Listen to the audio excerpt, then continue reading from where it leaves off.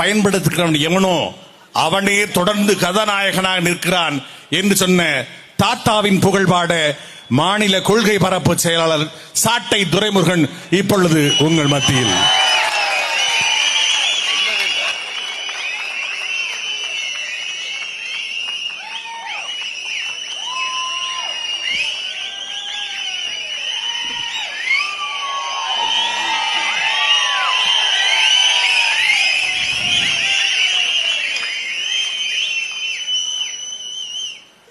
எழுத்தறிவித்த இறைவன்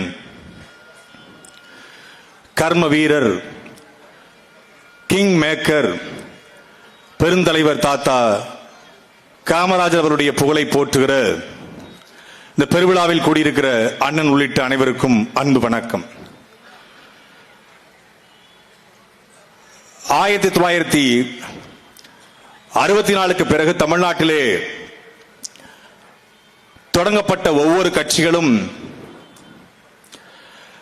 யார் ஆட்சிக்கு வந்தாலும் அவர்கள் எந்த கொள்கையை கொண்டிருந்தாலும் அவர்கள் ஒருமித்து சொல்கிற ஒரே கருத்து, நாங்கள் காமராஜர் ஆட்சி அமைப்போம் என்று.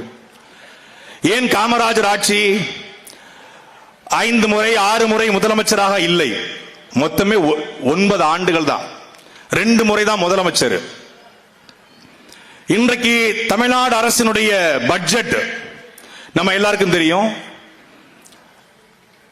1 லட்சம் கோடிக்கு மேல் பட்ஜெட் போடப்படுகிறது.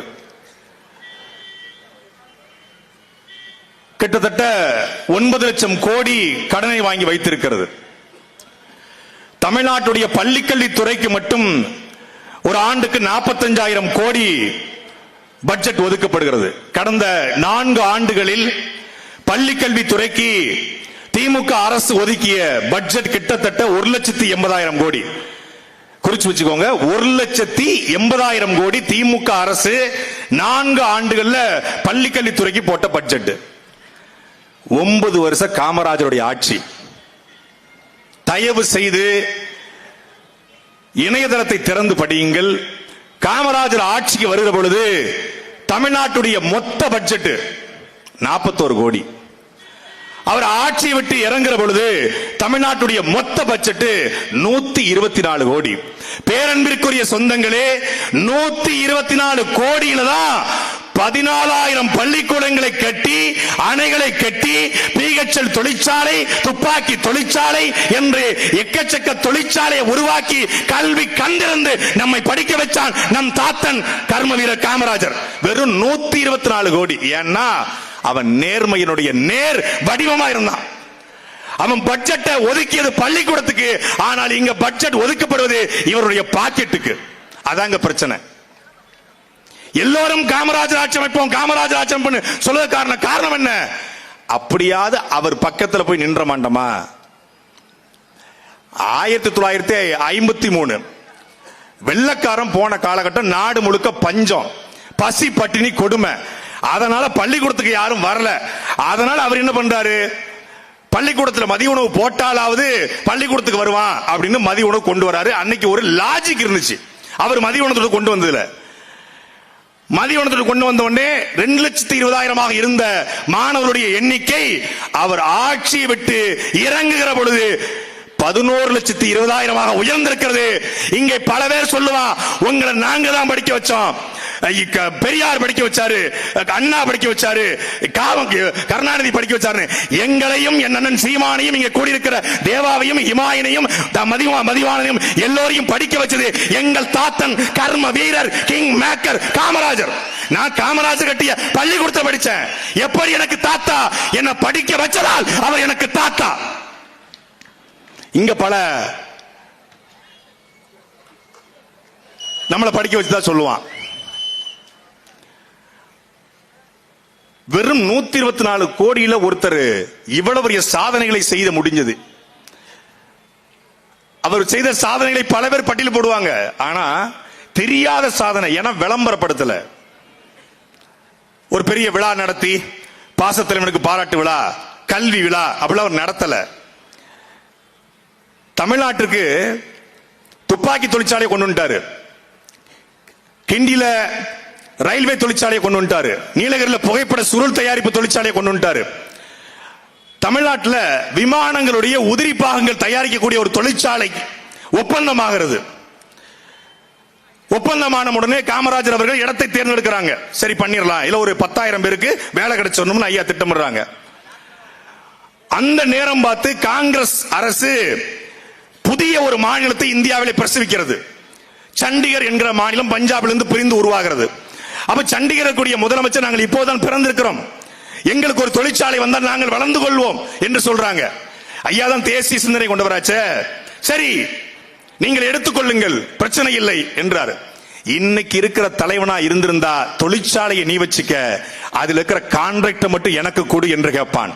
பாலத்தை கட்டிக்கோ, பாலத்தை கட்டுற கான்ட்ராக்ட் என் மச்சானுக்கு கொடு, என் மாப்பிளைக்கு கொடு, என் சித்தப்பாவுக்கு கொடு, இல்லை என் மருமனுக்கு கொடு என்று கேட்பார்கள். ஆனால் இந்த நிறுவனத்தை நீ வைத்துக்கொள், ஆனால் அந்த நிறுவனத்திலே 90 விழுக்காடு என்னுடைய தமிழர்கள் தான் வேலை செய்ய வேண்டும் என்று ஒப்பந்தம் போடு, நீ தொழிற்சாலை வச்சுக்க என்று சொல்லி சண்டிகரிலே 90 விழுக்காடு அந்த நிறுவனத்திலே தமிழர்கள் வேலை செய்ய முடியும் என்ற ஒப்பந்தம் போட்ட பிறகுதான் நிறுவனம் போகுது. இதை எங்களுடைய சீமானவர்கள் இப்பொழுது ஒரு படப்பிடிப்புக்காக சண்டிகர் சென்ற பொழுது ஒரு ஐயா அங்க பணி செய்து ஓய்வு பெற்ற ஒரு ஐயா வந்து சொன்னாரு, நம்ம தாத்தா காலத்துல நாங்க வந்தோம், இன்னைக்கு சண்டிகர்ல நாங்க 10,000 தமிழர் இருக்கிறோம், அன்னைக்கு நாங்கள் 3,000 பேர் வந்தோம், இன்னைக்கு 10,000 பேர் இருக்கும். அது எப்படி தந்ததுக்காரு? சும்மா 3,000 பேர் அனுப்பல.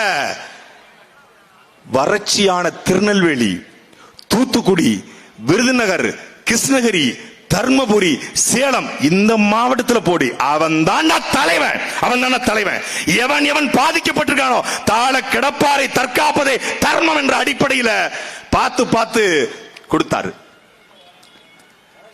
ஆனால் அவரை கொண்டாடாத இந்த சமூகம் இன்னைக்கு சிவகாசி 90 விழுக்காடு இந்தியாவுடைய பட்டாசு தேவையை பூர்த்தி செய்கிறது. காகித அச்சடிப்பதா சிவகாசி, தீப்பெட்டி உற்பத்தியா சிவகாசி. ஏன் எப்படி? கருணாநிதியும் ஜெயலலிதாவும் அண்ணாதுரையும் பெரியாரும் கொண்டு வந்ததா? எங்கள் தாத்தன் காமராஜர் உருவாக்கியதாண்டா இந்த சிவகாசி. இன்னைக்கு ஒரு குட்டி ஜப்பானாக சிவகாசி இருக்கிறது என்றால் தாத்தன் காமராஜர். அவர் நாடாருக்கு பார்த்து செய்யல. சிலர் சொல்லுவான் அவர் நாடாருக்காக பார்த்து, அவர் நாடார் தான். பொன்னை நாடார், பொருளை நாடார், பெண்ணை நாடார், பதவியை நாடாத நாடார், அதனால் அவர் நாடார். இங்க எல்லா சமூகம் தான் தொழிற்சாலை வச்சிருக்கு, பார்த்து பார்த்து செஞ்சாரு. நீ பள்ளிக்கூடம் திறக்கணுமா, தனியார் பள்ளிக்கூடம் திறக்கணுமா, இன்னைக்கு திறந்து வச்சுட்டு கமிஷன் வாங்கிடுவான். அன்னைக்கு சங்கர ரெட்டியார் காங்கிரஸ்ல சட்டமன்ற உறுப்பினர் போய் கேட்கிறாரு, மூலகருப்பட்டிலையும் முனஞ்சிப்பட்டிலையும் பள்ளிக்கூடம் திறக்கணும் அப்படின்னு. உடனே தேட்டர் திறக்கிறாங்க. பார்வதி தேட்டரும் ரத்னா தேட்டரும் திருநெல்வேலியில, சங்கரெட்டியாரோட தேட்டர் மகா தேட்டர், 2 தேட்டர் திறந்து வைக்க வாங்க. தேட்டரை போய் திறந்து வைக்க நான் எதுக்கு, அது எவனா சினிமாக்காரமா கூட்டு போக வேண்டியதானே அப்படின்னு சொல்லுதாரு. இல்லையா நீங்க தான் வரணும், நீங்க தான் முதலமைச்சர். சரி வர்றேன், ஆனா தேட்டரை திறக்கணும்னா நீ 2 பள்ளிக்கூடங்களை கட்டி அது அரசுக்கு கொடு, இலவச பள்ளிக்கூடம் நடத்து என்று முனஞ்சிப்பட்டியில் இருக்கக்கூடிய குருசங்கர் மேல்நிலை பள்ளியும் திருநெல்வேலி மாவட்டத்தில் மூலக்கரப்பில் குருசங்கர் மேல்நிலை பள்ளியும் திறந்து வச்சாதான் நான் தேட்டரை திறந்து வைப்பேன்னு சொன்ன தலைவன்டா எங்களுடைய தாத்தன் கர்ம வீரர் காமராஜர். அதனால தான் இன்னைக்கு நினைச்சிருக்காரு. ஆனா கடைசியா வேதனையா ஒண்ணு பதிவு பண்ணிட்டு போனாரு. கூட்டத்தில் பேசிக்கிட்டு இருக்காரு, மக்கள் பூரா ஓடுறான். இந்த கரூர்ல ஓடுறான்ல, அது மாதிரி ஓடுனான். ஓடும்போது சொல்றாரு, ஓடு ஓடு நல்லா போ போ போ, கூத்தாடி பின்னாடி போ, அவன் கூத்தியாட்ட நாட்டை கொடுத்துட்டு போவான், ஓடு ஓடுனாரு. அவர் என்னைக்கு சொல்லிட்டு போயிருக்காரு, இன்னைக்கு நடந்து கொண்டிருக்கிறது, கண்ணுக்கு முன்னாடி நடந்து கொண்டிருக்கிறது. மொழி போர்ல மொழிக்காக செத்த தமிழ்நாட்டில் ஒருத்த மூஞ்ச பாக்க செத்தா என்று சொல்வது எவ்வளவு பெரிய கேவலமடா, கேவலமடா. மூஞ்ச பார்க்க போய் செத்து போயிட்டாங்க. யாரும் பேச்ச கேட்க போல, அவனை பார்க்க போயிருக்காங்க, பார்க்க போய் செத்துட்டான். அவ்வளவு கொடூரமாடா இருக்கும். எனக்கு அந்த வண்டியை பார்க்கும் போதெல்லாம் இந்த ராட்சசன் படத்துல ஒரு வண்டி வரும், tongue tongue tongue tongue tongue tongue tongue tongue tongue ஒரு வண்டி வரும் பாருங்க, அந்த வண்டி மாதிரியே இருக்கு அந்த வண்டியை பார்க்கும்போது. 41 உயிர் போயிருக்கிறது.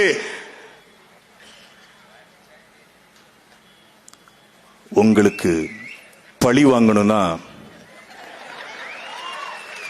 என்னைய பழி வாங்குங்க, அவங்கள விட்டுருங்க. சிஎம் சார் எப்படி சிக்கிருக்கோம் பாருங்க. வீரம் படத்துல நம்ம தல அஜித் சொல்லுவாப்ல, டேய் நீ ஆட்களை தொடரணும்னா என்ன தாண்டி தொடரா பார்க்கலாம் அப்படின்னு அவர் சொல்லுவாரு. ரஜகல்ல புல்லகல்ல அப்படின்னு ஒரு பாட்டு வரும்ல, அதுல சொல்லுவாரு. இவர் அதை பார்த்துட்டு அஜித் இருந்து காப்பி அடிச்சு, சிஎம் சார் நீங்க என்னைய தாண்டி அவர்களை தொடுங்க. இப்ப யார் உன்னை தாண்டி தொட்டது? என் அன்பிற்குரிய மக்களை, சிரிப்பதற்கல்ல, கரூர் கண்ணன் சீமானும் நாங்களும் சென்றிருந்தோம். எல்லோரும் 41 பேர் செத்து போயிட்டாங்க, 41 பேர் செத்து போயிட்டாங்க. இல்லை, 43 பேர் செத்துக்கிறான். 2 கர்ப்பிணி பெண், 8 மாத கர்ப்பிணியின் வயிற்றில் இருந்த சிசு, அந்த சிசுவின் மேலே 7 பேர் விழுந்து அந்த சிசுவும் சேர்ந்து செத்திருக்கிறது. 43 பேர் இறந்திருக்கிறான். உங்களுக்கு தெரியுமா, 4 வயது குழந்தை இறந்து போச்சு. எப்படி? மரத்தின் கிளை ஒடிந்து அந்த மரத்திலிருந்து மேல விழுந்தவன் 4 வயது குழந்தையின் மேலே விழுந்து வயிற்றிலிருந்து குடல் வெளியே வந்து அவருடைய கண் மொழி பிதுகி செத்து போயிட்டாடா. பழிய தூக்கி போடுறான், பழிய தூக்கி. சைக்கோடா ஒரு சைக்கோ கிட்ட இத்தனை லட்சம் பேர் கூடி நிக்கிறான்னு சொல்லி தமிழ் சமூகத்துக்கு கேவலம், அசிங்கம், அவமானம், வெக்கம். எங்க அண்ணன் நெஞ்சில வெடிக்க பேசுறாரு. தமிழர் ஒரு இனம் உண்டு, தனித்தேவருக்கு ஒரு குணம் உண்டு, வீரமும் மானமும் உயிரென்று பேசுறாரு. உலகத்துக்கு நாகரிகத்தை, பண்பாட்டை, கலாச்சாரத்தை, விருந்தோமலை கத்துக் கொடுத்த இனம். கீழடி ஆராய்ச்சியை பாருங்கள். யானை தந்தத்தை சீப்பு செய்தார்கள், இரும்பை உருக்கினார்கள், தந்தத்தை உருக்கினார்கள், தங்கத்தை உருக்கினார்கள் பேசுறாரு. அவர் பேசிக்கிட்டு இருக்கும் போதே ஒருத்தன் கூட்டத்துல பிதிக்கிட்டாங்க, மெட்டி மிதிச்சிட்டாங்க, அங்க எல்லாரும் மயக்கம் போட்டு விழுந்துட்டாங்க அப்படின்னு NDTV ரிப்போர்ட்டர் கழுத்துல துண்ட போட்டு இழுத்துட்டு போயிட்டு இருக்கான். ஒரு மான தமிழ சீன பத்திரிகையில எழுதுறான், நடிகனை பார்க்க போய் 41 பேர் செத்து போயிட்டாங்க. சீன பத்திரிகை காரி துப்புகிறது. கேவலமா இல்ல? இந்தியாவில் எந்த மாநிலத்தில் நடந்திருக்கு? மோகன்லால் இல்லையா? மம்புட்டி இல்லையா? சல்மான் கான், ஷாருக் கான் இல்லையா? உலக நாடுகள்ல ஹாலிவுட் ஹீரோ டாம் குரூஸ் மிகப்பெரிய ஹீரோ. அவரை பார்க்க என்னையாவது கூட்டம் கூடி செத்ததா செய்தி உண்டா? இந்தியாவில் எந்த மாநிலத்தில் நடிகனை பார்க்க போய் செத்துருக்கிறான்? இன்னும் சொல்றான், விஜய் எதிர்த்து நீங்கள் பேசுவது திமுகவுக்கு சாதகமா போயிடும். மயிர்ல போவோம், மயிர்ல. டேய், நாங்க திமுகவையோ அதிமுகவையோ ஸ்டாலினையோ எடப்பாடியோ ஆட்சி அமைத்த வரலடா. நாங்கள் இனத்தில் காமராஜரை விட சிறந்த ஆட்சியை உருவாக்க எங்கள் சீமானை செந்தவன் சீமானை அருகிலே ஏத்த வந்த கூட்டம். இந்த கூட்டம் இது அறிவார்ந்த கூட்டம். எங்க பிரச்சனை என்ன? திமுக ஒரு நல்ல வரலாறு தெரிந்த ஒரு நோக்கமுள்ள தலைவன் உருவாக்கிய கட்சி. அது தடுமாறி போயிருச்சு. இது வரும்போதே தடுமாறி வருது. இது கட்டுப்பாடல்ல கூட்டம். இது கட்டுக்கடங்காத கூட்டம் அல்ல. இது கட்டுப்பாடு இல்லாத கூட்டம். இது கொள்கையற்ற, கொள்கையுள்ள கூட்டம் அல்ல. இது கூமுட்டை கூட்டம், இது தற்கொலை கூட்டம், இது ரசிகர் கூட்டம், இது கேடுகட்ட சைக்கோ கூட்டம். அதை உடைச்சு சுக்கு சுக்கா போடத்தான் நினைக்கிறோம் நாங்க. திமுக 1 to 1 எங்களுக்கு 1 to 1. யாராவது காட்டு திமுக இடுமோனம் கார்த்திக் மாதிரி, சல்மான் மாதிரி, பாத்திமா ஃபர்கானா மாதிரி, மதிவானா மாதிரி, எங்க தங்கச்சி மகளிர் மாணவர் பாசை பொறுப்பாளர் திமுக காட்டுறே. திமுக இப்படி ஒரு மேடை போட்டு நாங்க போட்டோம்னா அவன் 5 நிமிஷம் எங்களுக்கு தூக்கி தூர போட்டுருவான். ஆனா உன்னைய வீழ்த்துவதாண்டா எங்களுடைய முதல் இலக்கு. 41 உயிர் போயும் அதை பத்தி கவலைப்படாம செட்டில்டா பேசுறாமா. செட்டில்டு 2 பட்டனை கழட்டி விட்டு மைக் போட்டா சினிமாட்டிக் ஆயிரும். இதுக்கு 11 மணி நேரம் ஆலோசனை பண்ணிருக்காங்க. வீக வகுப்பாளரை வைத்துக் கொண்டு கட்சி நடத்துறவன் இல்லை அண்ணன் சீமான். இந்தியாவுக்கே வீகத்தை வகுத்து கொடுக்க வந்தவன் எங்களுடைய அண்ணன் சீமான். அவருக்கு ஒரு இலக்கு இருக்கு. நான் சாத்தியமற்றதை செய்ய மாட்டேன்னு சொல்ல வந்தவர் இல்லை எங்கள் சீமான். அசாத்தியத்தையும் சாத்தியப்படுத்த, ஏனால் அசாத்தியத்தை சாத்தியப்படுத்திய உலக நாடுகள் 24 நாடுகள் எதிர்த்து நின்றபோதும் களத்திலே கத்தெடுத்து பெற்றெடுத்த பிள்ளைகளையும் கட்டிய மனைவியும் பணிகொடுத்து இந்த நாட்டின் விடுதலைக்காக உயிரித்த எங்களுடைய தலைவன் மேதகவே பிரபாகருடைய பிள்ளைகள் நாங்கள். அசாத்தியத்தை சாத்தியப்படுத்த வந்தவர்கள்.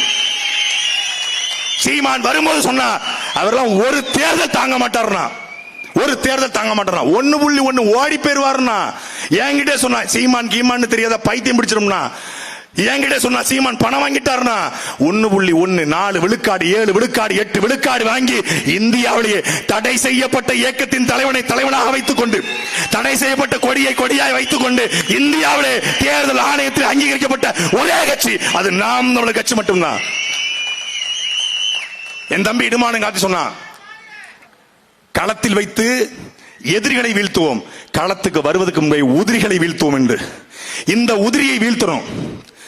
இதை விட்டோம் வைங்க, இன்னும் பல நம்முடைய அண்ணன்மார்கள், நம்ம அக்காமார்கள் என்ன பாவம் பண்ணிச்சு. அந்த 9 வயசு குழந்தை, 4 வயசு குழந்தை, 1.5 வயசு குழந்தை, ஒரே குடும்பத்துல 2 பிள்ளை, ஒரு தாய் செத்து போச்சு. அவன் கதற கதறு எவனுக்கும் கேட்கல. இரக்கமற்ற ஒரு கூட்டத்தை உருவாக்கிட்டாங்க, இரக்கமற்ற ஒரு கூட்டத்தை. கொள்கை எதிரி பாஜக, அரசியல் எதிரி திமுக, பாசிச பாஜக, பாயாச திமுக. இப்போ ஒரே அடி, ஒரு அடிதான், ஒரு வழக்கு போட்டான். புஷியானந்த் எடுத்தேன் பாரு ஒரு ஓட்டம்னா, ஒரே வழக்கு. ஆதவ அர்ஜுனா, நான் உசுருக்கு ஒரு ஆபத்துனா கடல் மேடி ஓடுவேண்டா என் கொய்யா அப்படின்னு ஓட்டான். ஒரு வழக்கு. டே 224 வழக்குடா எங்க அண்ணன் சீமான் மேல, 224 வழக்கு. இந்த சாதாரண ஒரு சைபர் கிரைம் வழக்கு நீ பாய்ந்துட்ட. சைபர் கிரைம் வழக்குக்கு அமித்ஷாக்கு போனு, ஜி மேரே ஆப்னே ஜி ஓ கோனுகே கோனை சமாது பண்டிகை காலத்துல கோயிலுக்கு வெளியே வைப்பாங்க, நகி பேட்டா பேட்டா எங்கம்மா தர்றாங்கன்னு பேசிட்டு இருக்காங்க. ஒரு வழக்குக்கு அமித்ஷாக்கு போன, ஒரு வழக்குக்கு அமித்ஷாவுக்கு.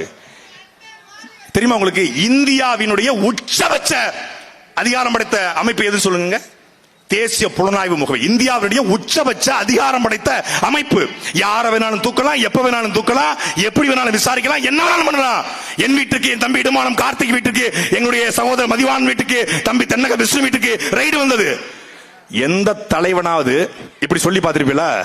என்னையே வந்துருச்சு, எங்க அண்ணனுக்கு போன் பண்றேன், என்னையே வந்துச்சு, போயிட்டு வாடா.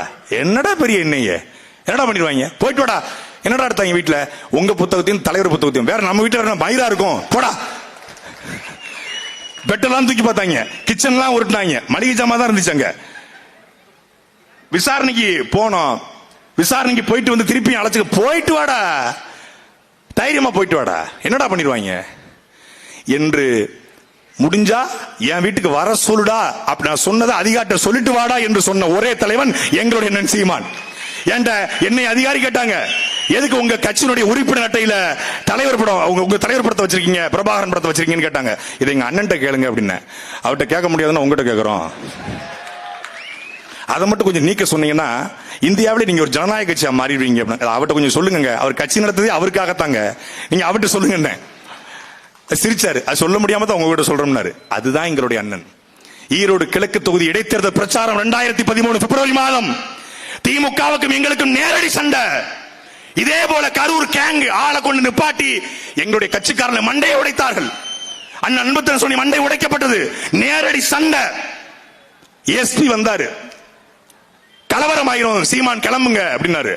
எங்க அண்ணன் என்ன தெரியுமா சொன்னாரு? பதிவாவல ஊடகத்துல, ஏய் நீ ஏதோ என்னை பத்தி சொன்னியாம்ல, நான் ஜெயிக்க மாட்டேன் அப்படின்னு சொன்னியாம்ல, நீ என்ன பத்தி நினைச்சிட்டு இருக்க? நீ அவரு பேச வந்தது இந்த கலவரத்தை, அவர் எஸ்பி வேற எங்கேயோ சீமான பத்தி பேச, நீ என்ன யாரா நீ என்னை பத்தி பேசன்னு கேட்டாரு. தெரிச்சுட்டான் எஸ்பி, தெரிச்சுட்டாரு. அதுதான்டா தலைவனுக்கு அழகு. என் தம்பி 2017 விக்னேஷ் மரணம் அடைஞ்சான் காவிரி பிரச்சனையில. விக்னேஷ் மரணம் அடைந்து நாடு முழுக்க சீமான் இனவரியை தூண்டுகிறார், கலவரத்தை தூண்டுகிறார், சீமானை கைது செய்யுங்கள் என்று குரல் எழும்புகிறது. ஜெயலலிதா முதலமைச்சர். எந்த ஜெயலலிதா? அம்மா அணில் ஆயிரம் மாறிடுவோம்மா, அந்த அம்மா. எங்க அண்ணன் அப்படி நிக்கல.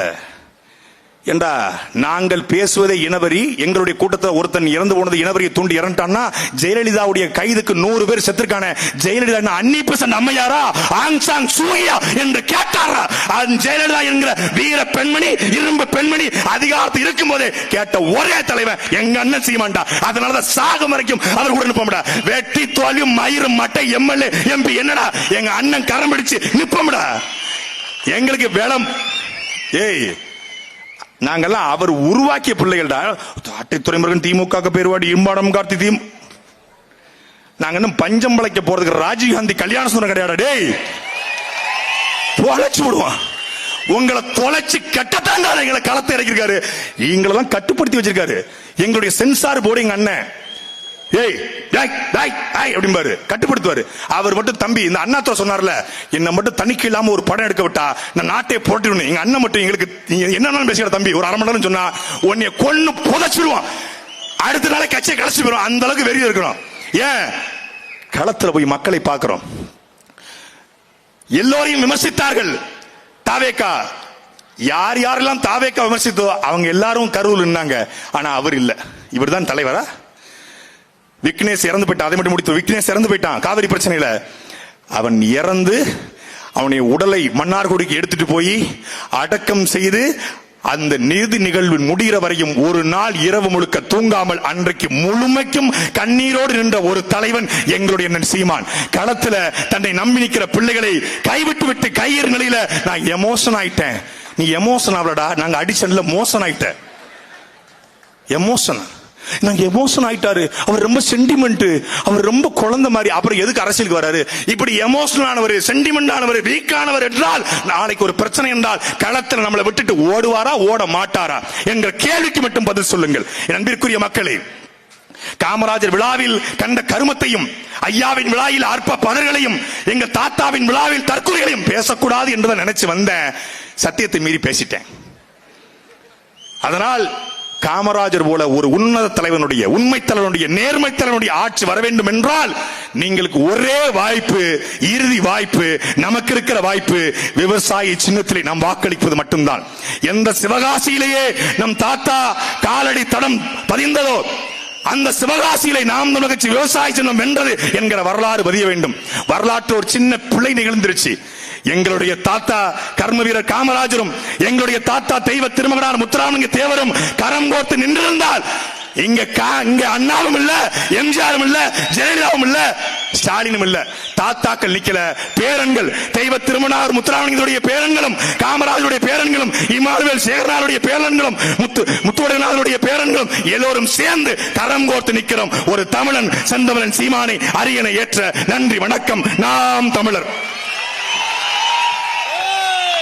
கல்வி கற்பது தவம், அதை கற்பிப்பது அறம். அறம் செய்ய பணித்த